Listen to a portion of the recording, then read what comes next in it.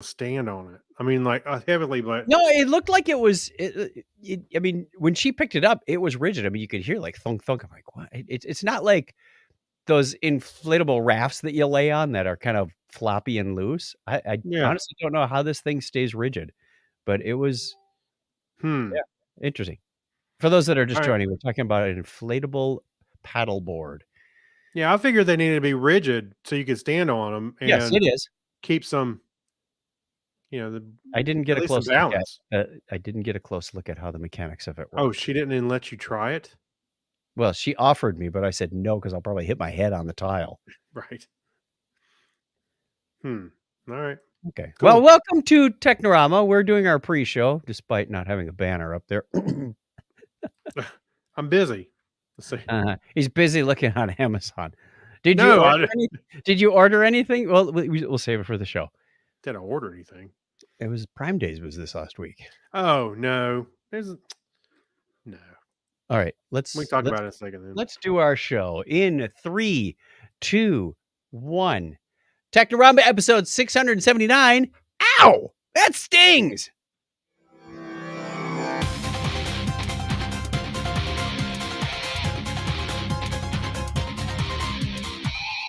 Hey, welcome to Technorama. This is the show that takes a lighthearted look at tech, science, sci-fi, and all things geek, tech, stuff. We're just having a whole bunch of fun over here. Two old guys talking about nerdy stuff. Well, at least one of us is old. I'll let you figure out which one. That wouldn't be me. Right. Dibs. Dibs.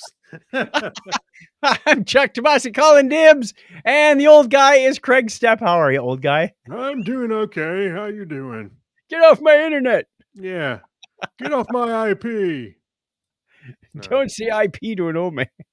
Yeah. That's right. No, I'm doing pretty good, man. Okay, it's going to be potty humor for the next hour or so. Oh, yeah. Don't get us started. No, don't get us. Speaking of started, last week was Amazon Prime Days. Did you order anything for Prime Days? No, usually I only got stuff that either I already own or I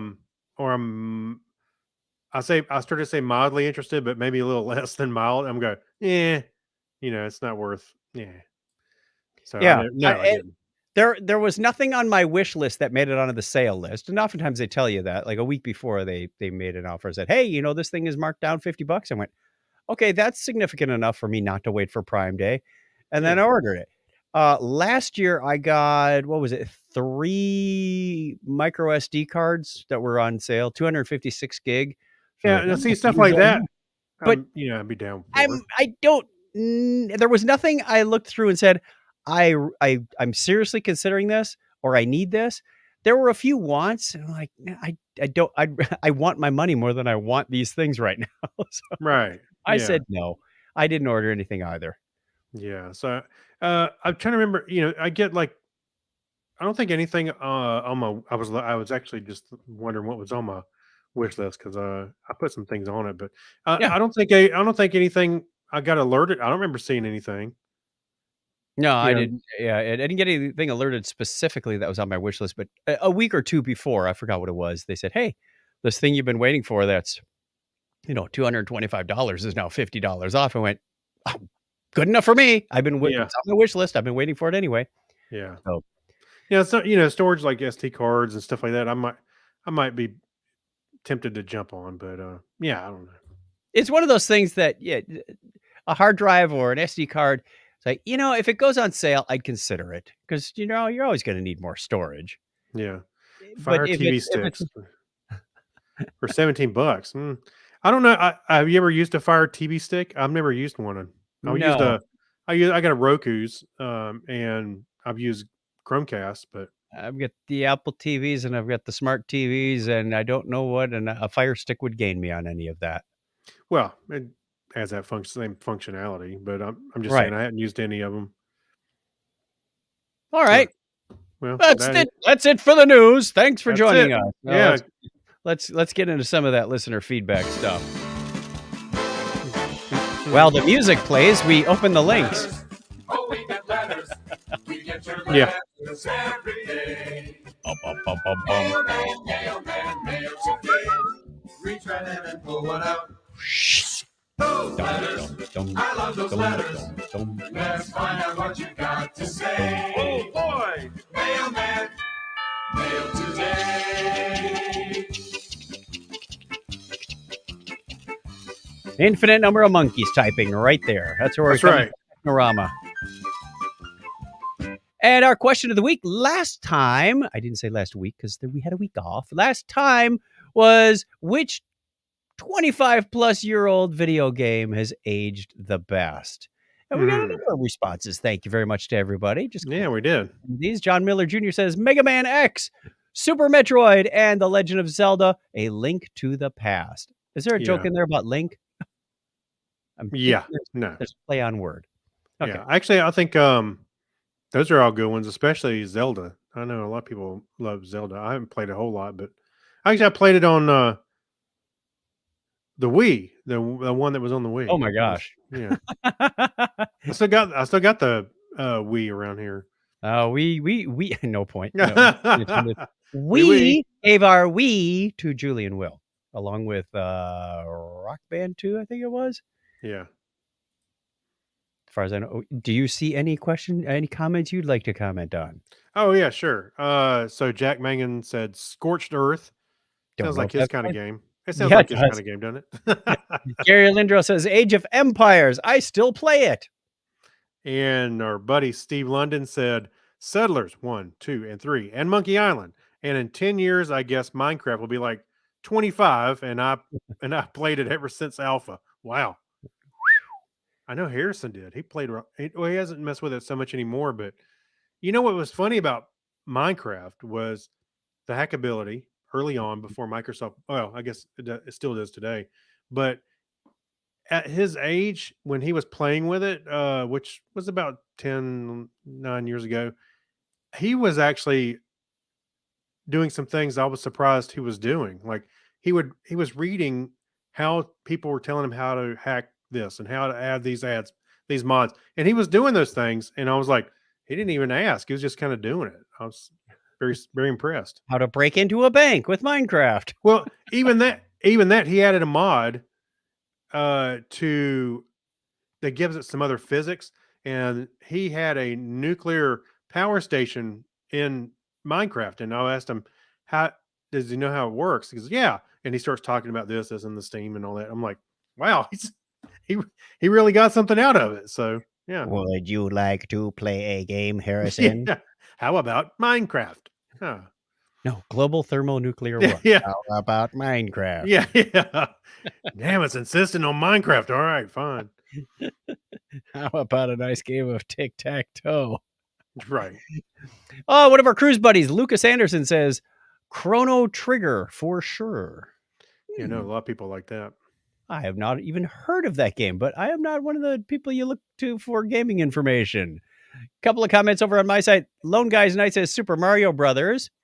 And Patreon member Brian Brown says, I have a couple. Curse of Monkey Island. Score. Final Fantasy VI. Is that 25 years old already? Come on. It might be. Let's see. Oh, I'm feeling old. Yeah. Or FF3 in the US. Okay, that I could believe if it's, one of these version things in a different country. Fallout, Final Fantasy VII. Legend of Zelda, A Link to the Past. Wow, that's 2 for that game. Yeah. And there are a lot of good ones out there for sure. There you go. Final Fantasy came out in 94. 6, excuse me. Interestingly enough, Jonathan Strickland was just had a tech stuff on preserving games. Mm-hmm. So if you don't listen to the There's Tech some Stuff great podcast, there's a lot of content that comes at you Yeah. like 3-4 times a week. But Yeah. there's some good stuff in there too. Most of it is news updates on the Elon Musk at this point. Yeah, I love Jonathan, and I like his podcasting prowess, but I did have to put him on his own playlist in my play. I was like, okay, I'm scrolling through my list. I'm like, oh, I have the podcast here or Yes. tech stuff. And So you I don't put need him to on his listen own to list. the news from 3 weeks ago because Nah, but no, he does a good job. Now He there does. is a lot of great places you can go find old games, like the Good Old Games website. Of course, you can still buy games there, and they'll run on your computers, your modern computers. And then, of course, the Internet Archive. There's some great stuff on there. Now I'll tell you, I'll say 25 and over. And I know I mentioned video games in the question. Yep. But I still every once in a while I'll go mess around with Infocom games. I love those text adventures. Let's see. I asked Mr. Strickland. He has no plans to attend Dragon Con this year, but he'll let me know if that changes. And I said, okay, can I tempt you with some karaoke? Because he mentioned karaoke on one of his podcasts. And I said, oh, got to reach out. Let him know. Yeah. One attendee at a time. You can get them all. Hey, it's not going to need much because we are officially on the schedule. We should probably let people know what we're up to at Dragon Con now that they're on the schedule. So Greg and I are once again going to Dragon Con. I know many of our listeners are as well. We look forward to seeing you again there as always. Looking at you, Amy. Right. Oh yeah. Looking at you, Gary. There's a few people that you hear on our regular list that appear at Dragon Con, and we are going to have an official karaoke party Saturday night at 10 p.m. Not sure if it's Galleria 6 or 7. Show up at the same place we were in last year. If you were there for the, what did we call that? A pop-up karaoke party? Commando? No, well, it was after hours. It was after hours, and it was a unused room. Yep. And I said, hey, can we have an unused room? And the track director was kind enough to let us use that. Turned out to be a big success just from word of mouth and a couple of tweets. That we said, we're going to do this for reals this time. So that's Saturday. We have the topic is Trek panel in the Trek track. I have these on my calendar. I should probably get better at looking at them ahead of time. And we have a Technorama comedy forecast and friends also. So same locations, everything's going to be. The Trek track will be right across from Galleria 6 in the Hilton. The Technorama and comedy forecast and friends, that is just a long title. Yeah. Is going to be in Galleria 6 most likely. So look for them on the app. Looking forward to seeing you. Parade, usual Saturday morning parade. We're going to be there. I also had the idea this year, Craig. I said, this is the year I'm going to keep the Farnsworth costume on because I think it would be hysterical to see Farnsworth singing karaoke Saturday night. Then I realized how late we would be going, and it takes an hour to take that makeup off. And I said, no. I like that theory, but it's not going to happen. Yeah, it would have been fun. And then this morning I was driving home from church. I went, holy crap, we're going to be singing karaoke for and it takes an hour. No, I'd be up to like 3 a.m. scrubbing. Well, yeah. Oh, well, that part, yes, for sure. I was going to say it would take you about 30, 45 minutes to put it on. It takes about an hour to put it on and an hour to take it off.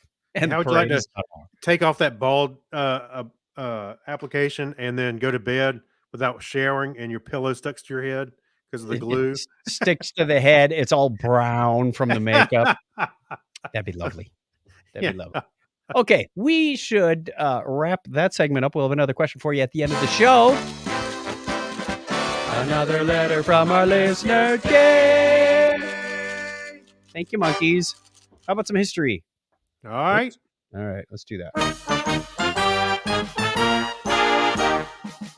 On this day in history for July 20th, 2022, and if that date rings a bell, you're going to know why really quick. It's the 201st day of the year in the Gregorian calendar, and there are 164 days remaining in 2022. It was on this date in 1738 that the Canadian explorer Pierre Gaultier de Vernet et de la Vérendrye. Wow, that's a name that I can't pronounce. Yeah. Well, he reached the western shore of Lake Michigan. Good thing they called it Lake Michigan instead of Lake Pierre Gaultier de Vernet. Blah, blah, blah. Hey, you know where Lake Michigan's at, right? Yes. It was also on this date in 1900 that an airship designed and constructed by Count Ferdinand of Zeppelin, Germany, made its first flight near French-Gefährten. Led Zeppelin, man. Yeah, Led Zeppelin, man. On July 20th, 1807, Nice was awarded the patent by Napoleon for the powerful. These are supposed to go to Craig. I don't know what I'm doing with them. The world's first internal combustion engine. Ladies and gentlemen, the patent for the first internal combustion engine was in 1807. It successfully powered a boat upstream on the River Seine in France. Sweet. Actually, you didn't see me cut and paste that one from the bullet point ahead before. Oh, Craig's shifting things around. He did, because it said these are normally chronological. Yeah, I got the difficult one here. Also on July 20th, 1903, the Ford Motor Company shipped its first automobile. I think that's the first time he's gamed the system. 679 shows, and he finally That's right. figures out how to rearrange them so I get the Yeah. French names. Cut and paste. All right, stop it now. I'm trying to read. It was on this date in 1940 that California opens its first freeway, and no traffic moved across it for decades. So The it took them- Arroyo Seco Parkway. So it took them almost 40 years between making the car and making the highway. Well, freeway. Or freeway, whatever. Semantics. All right, so it was also 62 years ago today that the Polaris missile was successfully launched from a submarine, the USS George Washington, for the first time. I It cannot was, tell made, a lot. it was made out of wooden teeth. Here's the one that you probably recognize for July 20th. Apollo 11. Their crew successfully made the first man landing on the moon in the Sea of Tranquility. Americans Neil Armstrong and Buzz Aldrin became the first humans to walk on the moon 6.5 hours later. It took them 6.5 hours to get their suit on. Wait. Hey, Buzz, can you zip me up? Wait, what about that? We made it to the moon? Wow. I'm just kidding. It's all a big conspiracy. It was also on this date in 1976 that the American Viking 1 lander successfully landed on Mars, even though it was called Viking. What are the odds? Yeah, why did they call it the Mars 1 lander? Also today in 1997, the fully restored USS Constitution, aka Old Ironsides, celebrated its 200th birthday by setting sail for the first time in 116 years. And 1 year ago today, Got to work on that algorithm. Yeah, the American businessman Jeff Bezos flew to space aboard the New Shepard NS-16, operated by his private spaceflight company, Blue Origin. Happy birthday goes out on this date, too. English biologist, anatomist, and paleontologist Richard Owen, born on this date in 1804. And Gregor Mendel, the Austro-German monk, geneticist and botanist, was born 200 years ago today. English explorer Clements Markham was born on this date in 1830. And German mathematician and academic Otto Blumenthal was born 146 years ago today. Born July 20th, 1882, Austrian mathematician and philosopher Olga Hahn Neurath. Yeah, I think you're speaking Klingon there, right? Yeah. First, Baron Reith, Scottish broadcaster, co-founded BBC. John Reith was born on this date in 1889. Wow. He co-founded the guy who co-founded the BBC. Yeah. That's pretty Oh, amazing. here's a good one. Tadeusz Richtstein, the Polish-Swiss chemist and academic, Nobel Prize laureate, was born on the same date in 1897.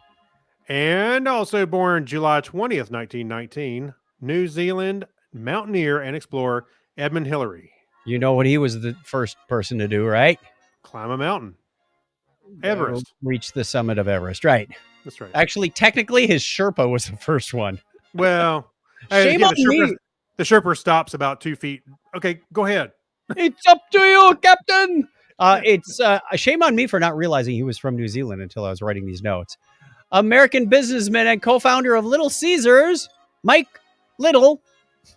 Caesar. No, Mike Ilitch was born 93 years ago today. American singer-songwriter Kim Carnes is also born in this date in 1945. She's got Betty Davis eyes. Also turning 75 is Mexican-American singer-songwriter and guitarist Carlos Santana. And last but not least, Mexican-American screenwriter and producer Robert Orsi was born 49 years ago. Oh, today. the shows and movies he was responsible for. I'm sorry. Thank He you. is 49. Yeah, well, born 49 years ago today. That's the same, right? Listener birthdays this week include John Miller Jr. What? On the 23rd? Really? He's out there. Listening. Happy birthday, buddy. The 23rd is also I think he's got like 8 birthdays on a birthday calendar. Dave. Yeah, just like every other week it's his birthday. I like Yeah. celebrating. Send me another birthday card. Dave Perillo on the 23rd also. And Aaron Heath from Adelaide, Australia is on the 26th. That's the way it was on this day in history for July 20th, 2022. If you want to be on the birthday calendar, Craig's going to put a link on the screen for all our viewers, but I will tell you, if you're listening, what was that grunt for? A lot of work here. I got to click and type and. Well, John says we got it right. Okay, good. Okay. It's for the listeners. You can go over to chuckchat.com/birthday and get your name on the birthday calendar. No typing required. Yeah. If you have a birthday. If you have a birthday. If you still want to count them, go ahead and put something down like, I'm turning 25. Yeah. And we'll be here 15 years from now mocking you. Yeah, George, here you go. George Jetson complains, pushing buttons, so tiring. First world problems. That's right. Where are we? We're going into the news. I need a random news. Good news, anyone? There we are. Okay, we have an article from johnchow.com. This is not anything to do with what you feed your John. Okay, not like puppy chow. This is johnchow.com. Yeah. He writes to an article about the Aptera EV electric vehicle that has a 1,000-mile range and is powered by the sun and may, keyword being may, never need charging because it's got solar panels on the hood, on the roof, and on the dashboard. Yeah. And they really went overboard trying to make this vehicle as aerodynamic as possible. Yeah. They said something like, when you get up to speed, 60% of your energy is just pushing air out of the way. I went, holy doodles, put some kind of spoiler on the front of my car and see what happens. So it looks very George Jetson-ish. You know what? Yes. We can do a screen share and let people see what this looks like.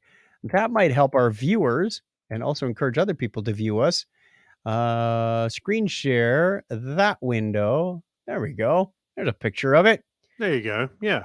And some other articles that you may or may not be interested in. It is very reminiscent of a wing of a plane. Very teardrop shaped. Mm-hmm. They're saying that you can drive something like 40 miles a day without plugging it in. And it will charge just from the sun. I'm sure you might get a little extra charge living in Phoenix because it's always sunny. And most people drive an average of 35 miles a day, commuting to the grocery store, work, whatever, and that should suffice. And I'm thinking, hey, that's not a bad deal. Now, the number for 1,000 comes up when you get the batteries, and there are a couple of add-ons. The price for this car is also very attractive when you compare it to like the Teslas, which, still you have to plug those in. There's no solar capability.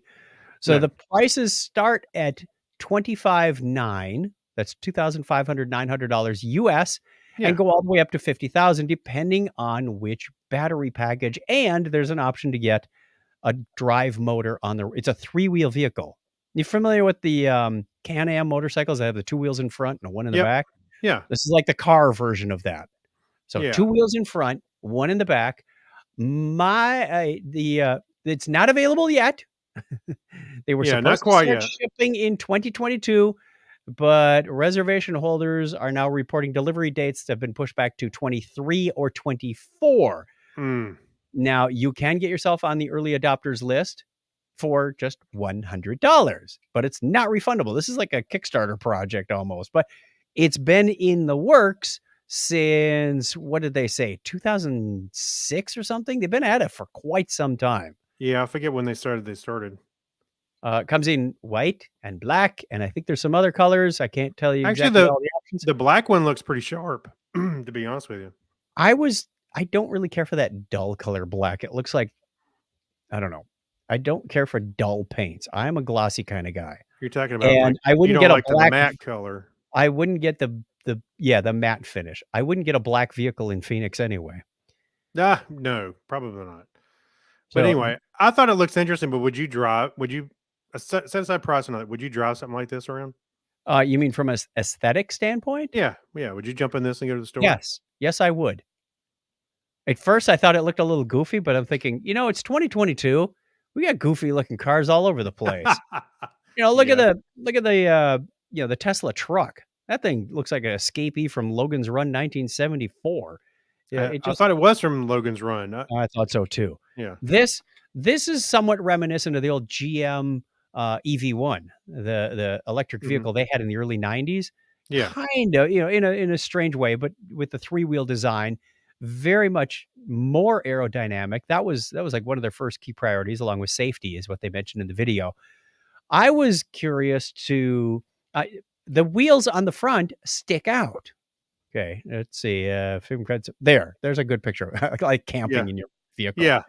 And Well, and it even does have a hatchback. I saw a it picture does. somewhere of the hatchback. So yeah, you Yep. can have that tent piece on there. That's pretty cool. It's the weight that'll kill the mileage, right? Which is why Oh they yeah. wanted to keep the battery weight down. They said only, what was it, 800 kilograms or something, Yeah.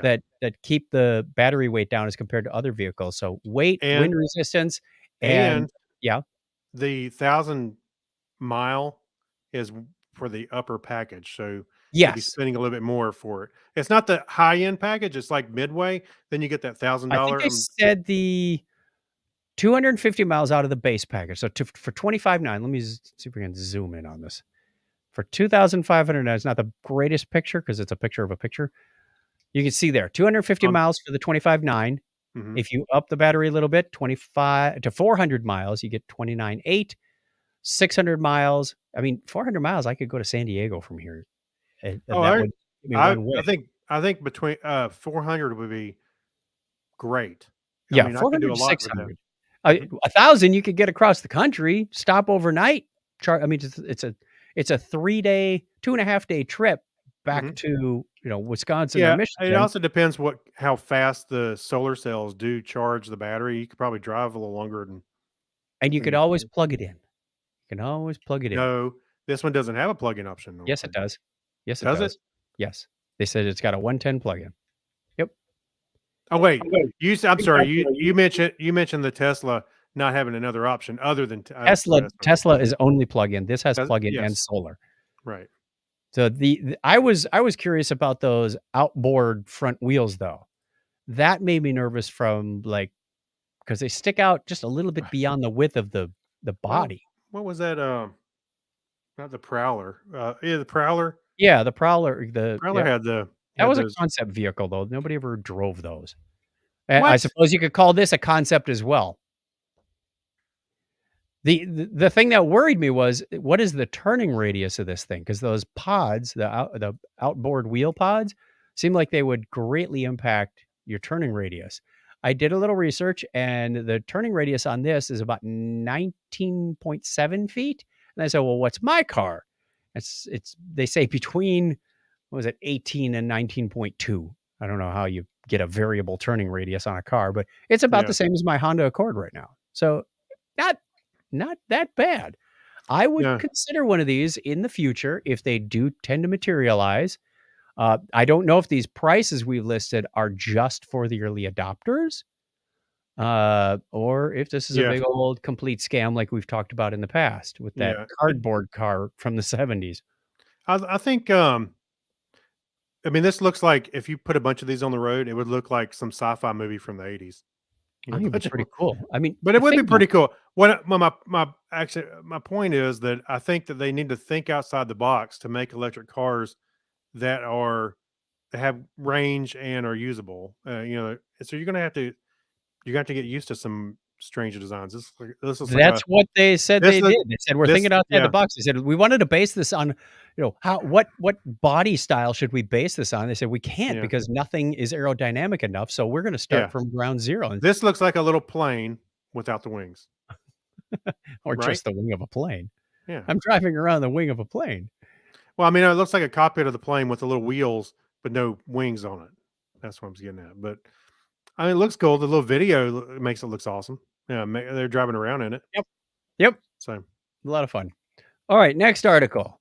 Apparently Amazon is going to soon be making drone deliveries. I mean, deliveries by drone yeah, in Texas. And they said that they're going to be contacting customers in College Station, Texas. And I said, hey, I believe one of my teammates or former teammates, he just recently transferred, is in College Station. So I asked him, "Hey, aren't you in College Station? This might be interesting for you." Yeah. The U.S. Census Bureau estimates the population of that city is 120,000 as of last July. So while it's not the biggest city around, it seems like a decent size for an initial rollout of Prime Air. That research is being conducted by Texas A&M, and Amazon's new facility Amazon's new facility presents a tremendous opportunity for College Station to be the forefront of the development of drone delivery technology, Carl Mooney, the mayor of College Station, said. We look forward to partnering with Amazon and Texas A&M and are confident that Amazon will be a productive, conscientious, and accountable participant in our community. Yeah. So, I think it's kind of interesting. I'm curious to see how this plays out. getting closer. Yeah. Imagine going, oh, my Amazon Prime delivery's coming. You know, you get a text, we're overhead. Look up. Yeah. This tracking information means nothing to me. Normally you get the information that says your package is 3 stops away. Find out where it is on a map. Yeah. Your package is 10 feet above you. Find out where it is on a map. I think it's in the woods over in my house. Yeah. Their drones become like the paper boys. They just chuck it in the bushes. Yeah. Right. I can't find my order. Oh, it took a picture. It's sitting in the bush. Here's a picture. It's on the roof. Right. That's right. Would you like to also buy a ladder? Oh, that's on the roof too. I'll bring one back in an hour. And then it drops that on your roof. Yeah. Which is handy when it drops everything on the roof, except the Santa and the reindeer's display. Right. Okay. I'm out of control again. I know. Settle down, Beavis. Hey, by the way, the Plymouth Prowler, it was manufactured and marketed between 97 and 2002. And how many did they sell? Oh, I don't know. I have to go look through that. But you just said that you thought it was a concept. I thought that was you thought it was a concept. No, the Viper. The Viper was a concept only car. Yeah, well, that one was kind of raced. They did some racing with that. I think that one was even out. Because I had a video game called Viper, and it was they did sell some. I was thinking. No, the Viper did sell.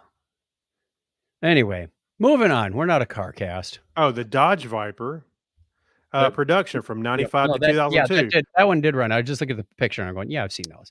Next story. You're obviously not a car guy. Because on this show, the topic is not cars. Yeah, that's right. That's right. Okay. Yeah, there you go, Clinton. We have a new line. Yeah. So our next news story, would you like to introduce this one? Yes, and I like this because it involves Indiana Jones. It's a guy named He's the Indiana Jones of the world of art, the art world. Excuse me. So this relic was actually stolen. It was that gold, looks like a little box house kind of thing. It does. It looks like a little gold church almost. But the twist is, it apparently contains the blood of Christ for reals. And it was stolen, and they got the word out that they really wanted this back. Anyway, the thieves said that contacted them and wanted to return it. Yeah, so I don't want it. The problem is if you steal a relic like that, it's just bad juju. People get nervous because nobody wants to buy it, and it's true. You can't sell it. Yeah, unless you melted it down, and just no. This is just. So they said, all right, we're spooked. We're giving it back. Who can we give it back to? In fact, I think they even said, we're probably going to destroy it. And then they said, no, don't destroy it. I know who you can give it back to. The Dutch art sleuth, Arthur Brand, or Brand, I guess he's Dutch, said, you can drop it off at my house. And he like took some time off from work and was home every day. And then like at 10:30 p.m.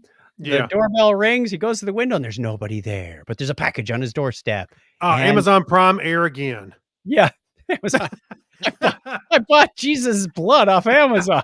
That's more of an eBay thing. Yeah, maybe. Yeah. First I got his Instagram posting the toast. I was gonna say, look, I got the Mother Mary toast add-on and the Jesus grilled cheese, and now I got what's funny is he has a picture of other liturgical dishes that were also recovered, and one of them, I kept thinking Indiana Jones. There's the cup of Christ right in the This, back. yeah, that's not a this is not the cup of the son of a carpenter. Yeah, yeah, He chose poorly. that's right. But so this is interesting. I actually wanted to go find some more out about this guy. Why they call him uh the Indiana Jones of the world of art? Because Well, he you got see, he back can't. in Jesus' time, if you Yeah, finished 10 boxes of Captain Crunch and you sent in the box tops, you got like one of these commemorative sheep plates. and a whip and a hat. All right, sweet. So, was that really Technorama news, or did we just make fun? Yes. Okay, you have a Hacks and Strange Story in here, but you Oh, don't have a link. You I'm just sorry. You know what? I'll tell you what it is real quick. okay, we'll So, play the music real quick, yeah, which tells you it's time for Hacks and Strange Stories with I'll Craig. I'll go find the link later. But the Octa Glove, I was like, oh, I got to look at this story. The Octa Glove, these researchers had or Did it have anything to developers. do with GitHub? No, they developed this glove that can pick up things underwater using sucker like attachments that you would see on an octopus, and it just looked funny because since we're picking on stuff tonight, because the glove had these huge suckers on there, and they were picking up like balls and cups and stuff like all So that you from the could water. be like the salt monster from the Man Trap and leave circles on everybody's face. That's right. It looks like somebody hot glued some plastic tabs on a glove. Yeah. Um, There you go. Here's a link right there. The Octa Glove. I mean, go. I'll put the link in here so you can look at it real quick while we're doing this live. There you go. Now you should be able to see it. Oh, John Miller Jr. That is really bad. Oh, that wasn't John. That was Clinton. It was That makes it Clinton. Yeah, worse. Yeah, it I've, sucks. Yeah. it sucks. I Anyway, gotta blame credit where credit is blamed. so you can see the glove, and they're showing how they picked up Oh, I little was looking at a cars, different, a paper card, metal car, um, a dog bowl, or is this steel bowl? It looks like a dog bowl to highly me. useful, Yeah. capturing your prey. All right, the Octa Glove. Anyway, I just thought it looked interesting. Never mind. Let's go on to the chat room. We've got a number of people out here tonight. We mentioned Clinton Alvord, John Miller Jr. Sorry for insulting you with Clinton's bad humor. Oh, oh my gosh. We're Yeah, wow. swinging the mace pretty far today. Yeah, no kidding. If you want to be hanging out with us and be part of this crazy insanity and throw in your comments, you can do so Sunday nights at 9:30 Eastern time because we Like the live banner stream says. this. Yep. Sunday, YouTube and Facebook. It's just maybe where you found it anyway. So we're not very good at SEO, so you just look for Technorama podcast, and that's it. You can join us there, and we will be on as soon as we can at 6:30. It's 9:30. Excuse me, 9:30. Spraying yourself with a mace today. It's a good idea. Let's go on to Remember When. Woo-hoo! All right, Craig found us this interesting story about looking back at the USSR computer history. Now, both Craig and I were at the Computer History Museum in Mountain View, California, 15 years ago. Yes. Oh my God. And it's almost literally right across the highway from our current corporate offices. So there's no excuse why we couldn't go back there again. It is. It's like 10 minutes away, literally. Yeah. Well, this is an interesting article about why the Soviet Union had really lost the computer race going back into the 1940s. They had smart people. They had the resources. What was it that caused this chasm, and an ever-growing chasm, well into the 1980s and 90s? It was largely based upon some political decisions. When the ENIAC first came out, I forgot who it was, but the Soviet premier went, just a fad. This is propaganda. And they didn't really buy into it. And then from then on, they were Nobody will need 2K, a memory. I thought it was interesting that they had this internal hackathon to build a computer, out of vacuum tubes and whatnot. And they were each the size of, 2 modern day homes. One of them did, what was it? 1 million instructions per second and the other did 2 million instructions per second. But Wow. the faster one needed some components that the other team had, and they wouldn't release them. So they'd use some inferior products, which caused it to break down and whatnot. Oh. So the slower team kind of won for a while. There was a lot of interesting It's stories. because the other team went home for the night. They went over and grabbed the components and put it in there. There's stories about the British selling them their information on the British actually had an IBM 360. The 360 was IBM's big seller through the 60s and 70s. And I used a 360 370 machine. I learned assembly language, in fact, in college. Wow. And well, the British, what was it, ICL, a UK company, they had basically a clone, and they said, we'll sell it to the Russians. Yeah. Or the Soviets. So Right. it was an interesting, there's a video in here. I encourage you to watch the video because it's really it's not IBM, it's LBM. Oh, we should have read it closer. It's CCCPBM. The just being children of the Cold War, this was a fascinating article about the decisions that were made and what it led to, and how you can be a victim of this today if you don't stay true to the trends. And there's really a cool video to go along with it too. Yeah, that's why I said watch the video, because the copy above the video is sort of a recap of a lot of that stuff, but they don't go into a lot of the details that the video does. And I in this case, the movie's better than the book. Yeah, right.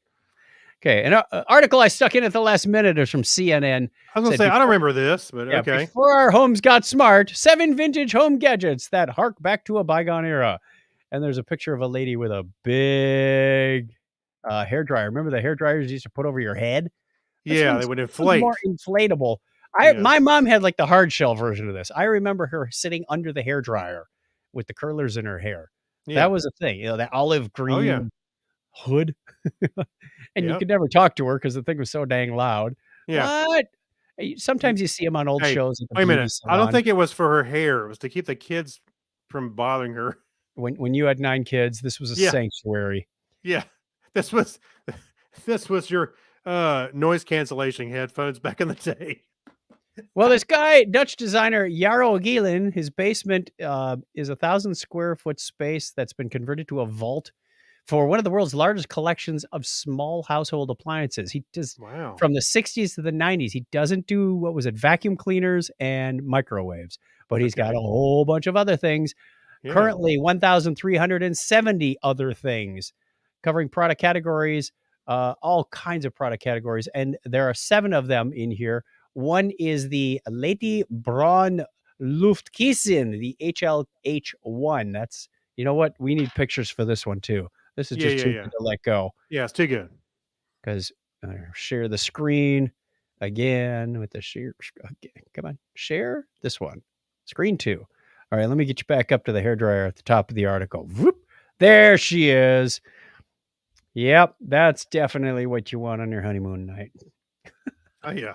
I've seen those kind of things, though. The other one is the Bosch Kaffeemühle K12. This is a coffee grinder. Coffee mule. No, mill. Mule. Like mill, like grinding mill. Right. Yeah, okay. I got it. And you look at the design. Now, I thought it was interesting in here. There is a reference to Johnny Ive. Actually, let's see if I can find it here. Yeah, he was inspired by some of these people, and we all know Johnny Ive as the industrial designer from, there he is. He says, this is in line with one of the main design principles promulgated in the late 1970s by Dieter Rams, the influential designer whose work at Braun was often praised by Apple's former chief design officer, Johnny Ive. Good design, Rams said, meant making products that were useful, understandable, long-lasting, and environmentally friendly. So even though a lot of these are built out of plastic, they were built to last. I don't know that Johnny Ive would have built a coffee grinder like that, but it's nice to know. The Philips Lady Shave HP 2111. Yeah. Now, that's I find it fascinating that they silk screened the company name and that little design pattern on there. but it says made in Austria is part of the housing. It's like molded plastic. Yeah, it's molded lettering. in there. Yeah, that's right. Like, wow. And this was, this is long before we started seeing portable shavers like that. The Seb Cafeteria Filter, I hope I massacred that properly, is an automatic drip coffee machine. Now, what makes this one interesting, aside from its orange coloring, is that it was one of the first to have an automatic drip detection system. Let's see, what did it say? It said the first device with a drip stop mechanism. That's what it was. Yeah, where you could take the pot out and do like sneak a cup of coffee and put it back. Yeah, that Yeah. didn't even exist on those bun industrial ones that you had in the office. Yeah. That people just left burning all day. Nick. The Yeah. Kenwood Chafé de Lourdes, this beater system that is octagonal shaped. I thought the design on this one was interesting too, because Yeah, it can be it is. taken out as a handheld or put in its little cradle as more of a standard, countertop mixer. That's pretty cool. The Philips Box 2 HR 2010, and Box 2 is pretty much describes the whole mixer. It looks like a box. It's a pretty boxy design. Hey, I love the curly power cord. Looks like an old phone cord. Which always get that reverse coil in them halfway through that you can never untangle. In the middle or on the Yeah. end. It's they kind of stretch out towards the end. Yeah. And you can never get those. It's like trying to recoagulate a slinky once it's gotten tangled. Maybe if you recoil it and then use the next product, you might be able to recoiled reshape anyway. it. The Reshape Braun it. 550, this wonderful hair dryer. Now, Yeah, so hair dryers. you coil the power cord on a dowel, and then you use this to heat it up. There you go. Boom. The hair dryers in the 70s were much smaller than the ones in the 80s. Remember those big power guns that you saw? This is on our way there, but not quite there yet. Yeah. Gestalten. All right, that's what we had for some of the fun retro devices we had in the 60s, 70s, and yeah. And that, Johnny, is our showcase. How much would you bid on all of this? Don't answer now, because we're going to let the patrons bid on it. There you go. We got patrons to thank, because the patrons are the ones that make this show available for you. Yeah. We're cutting into our pass me the remote time, but I want to make this quick. Thank you to Alexis Duran, Amber Elstad, Amy Bowen, Avner Braverman, Ben Vaughn, who reached out to me and said, hey, we should get together sometime, because he's also not far from our corporate headquarters. Oh, really? Brian Brown, Chris Martinez, Chris MC, Dan DeMancoyer, Dean Jensen, Denise Inglis. Thank you, Gary Lindros, John Clifford, John Noble. Thank you, Yorga Schrauen, who just sent off a postcard. Kyle Nishioka, Leon, Matt Baum, Mike Wills, Saturday Morning Media, Stephen Weshy. Thank you, Steve Therian, Steve Cody, Steve London, Tim Cook, and one more. Crazy Joe Adventures has joined the family. Well, that music was perfectly lined up for that. I was listening. I did that on purpose. It's called paying attention to your own background music. That occupational hazard finally came in handy once in a while. Patrons are the heroes of the show. Thank you. Thank you. And you could do what Joe did and head over to patreon.com. Link. Come on, Craig. Banner. Oh, Patreon.com/Technorama podcast. And for as little as $1 a show, you can support this and continue. We've got domain registration coming up in about 3 weeks. Oh my gosh, it's coming up fast. And some other expenses that are ganging up on us in the second half. We're able to take care of that. Thank you to you. And we will be enabled to do more. Lawyers' fees, people car fees, fees. Thank you, everybody who participates in our Patreon program. Again, patreon.com/Technorama podcast. If you're already a member, hey, do what some people have done. Upgrade. It's only another $1. Okay, that's enough salesmanship for this. Okay, abort. And I believe that gets us to...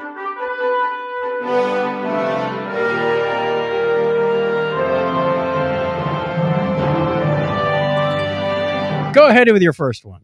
That's me playing the harp, by the way.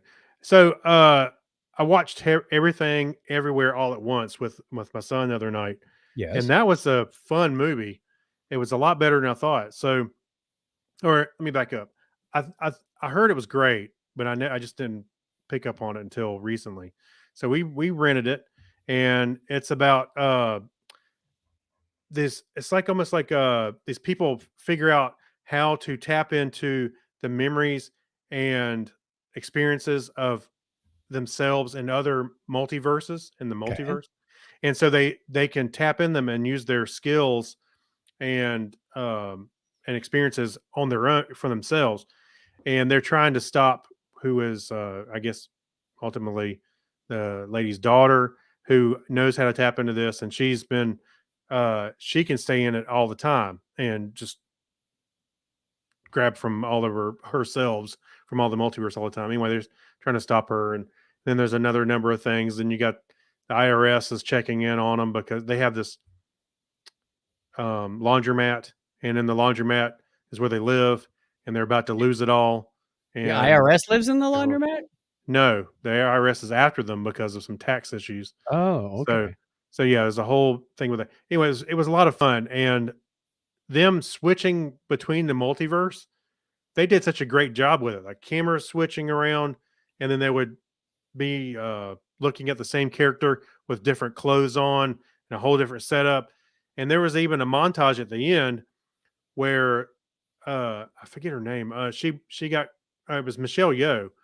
She got to where she was used. She could operate or do everything anywhere all at once, Mhm. and you could see they went through a montage of, I think Harrison said, like 200 clothes wardrobe changes for that little montage. It was like really fast, and it was not CG. It was all practical. So, but it was a lot of fun. It was really cool. And um uh short round, what's his name? The actor? Yeah, I don't Key remember. I had his name right. Key Hugh Kwan, excuse Mhm. me. He was also in there, and he was Okay. fantastic in it. He was great. All of them, everybody was great. Him and Michelle Yeoh worked great together. So anyway, I can say it was a lot of fun. So go check it out. And both Craig and I have now seen Thor: Love and Thunder, with no Yes. spoilers, no spoilers. Although I will admit, Grantis and I saw this Friday night when it opened. We saw it at a theater in Hawaii Uh-huh. on Maui, and the elevator actually spoiled it for me. What? It was a talking elevator. You know, you get to the third floor, and it says uh, floor 3, right? Well, we Uh-huh. got down the elevator, and I thought it said Thor 1. I went, oh, the elevator just spoiled the movie. It said Yeah. floor Ha 1. ha. Uh-huh. Ha Okay. ha Anyway, ha. that was a lame joke. So Right. yeah, the elevator spoiled it. Thor 1. The as if you couldn't figure out a Marvel movie by this point. Yeah. What are your thoughts on the movie? Um, I thoroughly enjoyed it. I thought it was colorful, visually. It was like I'm going walking through a candy store. It was fantastic as far as that. So I think the actors were great in their parts. Of course, Chris Hemsworth is. Mhm. I think he embodies Thor.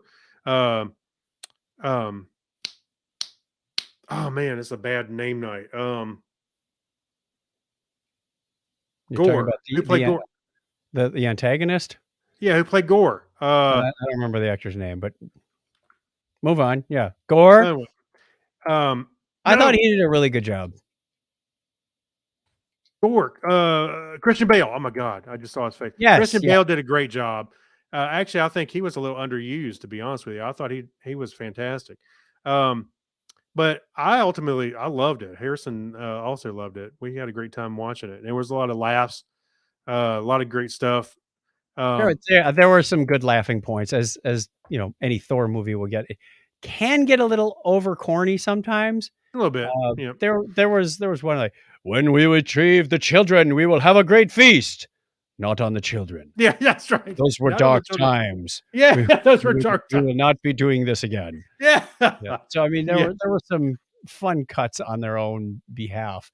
Um, there were a couple in there that went, that felt a little gratuitous.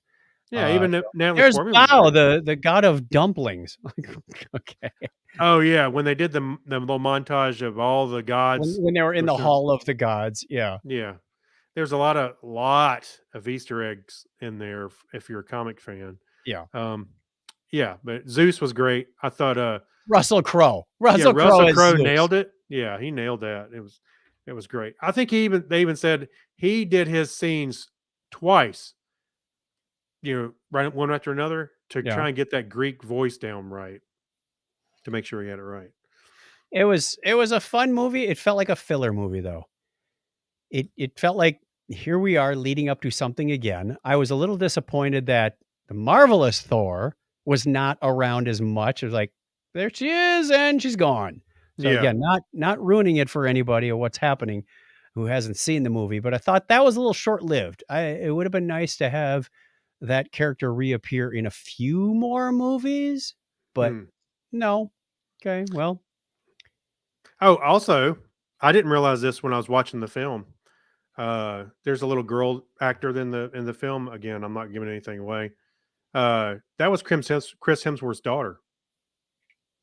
the one who plays Yes, yes, really? yeah. Oh, That was his actual okay. daughter that played that part. There were a lot of Hemsworths on the credits. I noticed that too. Yeah, I don't know because if that was his brother Luke, in Ragnarok, they kind of did that fake play, yes. about the story of Loki. Well, they did something similar to this. It did something similar here too. Yeah, Yeah. and it was This also was Luke this Hemsworth's was brother. was it Matt Damon? Who was Yeah, playing? Yeah, one of his finer acting roles. yeah. It was Matt Damon and Luke Hemsworth was in there in the play. Ah, gotcha. So yeah, But there was okay, that explains it because they're like, what is this? A tribute to mom and dad, brother, sister? Who are these other people that I didn't know about? Okay. that's right. So anyway, I thoroughly enjoyed it. I, Yes, I wouldn't it rate was a little this as corny one at of times, but not one of my highest rated MCU movies. And I think as we go through more of these, I think you're excited because it's a new movie and you just saw it, but it just felt a little filler to me. Like, well, what did we get out of this? And what is yeah, maybe a little bit. But I tell you what, I tell you one thing is I like Taika Waititi. I think he's an he's an artist, and I think he really uh is very creative, and I love seeing the stuff he's put together. That Ragnarok being one, What We Do in the Shadows, um, the Our Flag Means Death on HBO. Mhm. Great stuff. I mean, he is fantastic. So yeah, I'll watch anything he puts together. Jojo Rabbit, I haven't seen that yet. Heard good things about it. yeah. The question of the week, were we swapping that out or we're going ahead with that one? Let's go ahead. Okay. No, stick with it. Go All with it. right. Craig and I had a discussion earlier. I thought we were going with something else, but we're going with plan A. There is no plan B, C, or D this time. That's right. Question of the week is, what is the saddest on-screen death of all time? You think about that. We'll have it on social media next Saturday on the 23rd of July, unless, of course, you're hours and hours ahead of us in Australia. It may or may not be the 24th when we release that question. I'll So, tell you. I got one for you. what's up? Let's see the discussion a little bit. And I changed. I said on screen, so it could be TV or Yep. movie or whatever. It was the one, which is funny because I did. It was on Discovery. It was Culber when he got killed. The on the Yes. ship. That I was like, no, no. I was yelling at the screen. That sucked. I couldn't That was believe more it. of an angry death than a sad death. Well, sort of. I mean, I knew what he meant to Stamets, and I was like, Yeah. Anyway, I just kind of got involved in that for some reason. I was like, oh my god, why? Well, obviously, it's sadder when you're invested in the character, and you have to have good writing and good acting, and you have to have the character there for a while to get invested in that Well, character. and you know what? The reason I say I wasn't, I was trying to figure out why I was invested in in their relationship, and it's not because I don't like Stamets annoys me a little bit. At first, he was annoying. He got better. At first, he's changed a little bit now, but at first he was annoying. He was like a know-it-all. Oh no, no, no, no, no, He was no. very cocky. Yeah. And so why I was invested in their relationship. At least I was like, I don't know, but I like Culber. And when that happened, I was like, no, you got to be kidding me. I was, yeah, I wanted to flip the TV stand over. Anyway, Wilson Cruz was a lot of yeah, fun on this last cruise. I got to tell you that much. He yeah, was in 2020. He had some back problems, so he wasn't exactly his usual flamboyant self. But this time, when they did the introductions and he came down the stairs onto that little stage area, he was doing high kicks and everything. He said, "I'm so happy to be here because I can do this." He yeah. bends backwards There you go. On this on show, this. the topic is. No, it's not. Oh, here you go. Optimus Prime. That was the saddest death. Yeah. The 1986 Transformers movie. Yeah. Oh, Old Yeller? Bambi. Old Yeller, Bambi's mom. That's right.